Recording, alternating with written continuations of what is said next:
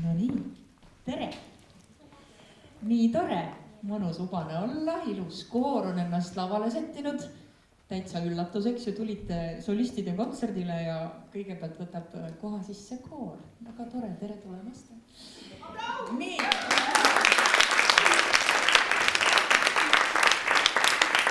Nii, teie ees on siis segakoor 1-5. Ja nemad on tulnud abistama sellist lauljat nagu Elisabeth Ellen Pitchbeck. Ja nemad esitavad teile Anne Ermasti loo Härmatanud aken, mille on siis seadnud koori dirigent Liisi Toomsalu. Kus sa Liisi oled? No nii seal, mul on prillid olid sinna. Nii, aga kena, kuulame. Ja klaverin Marta.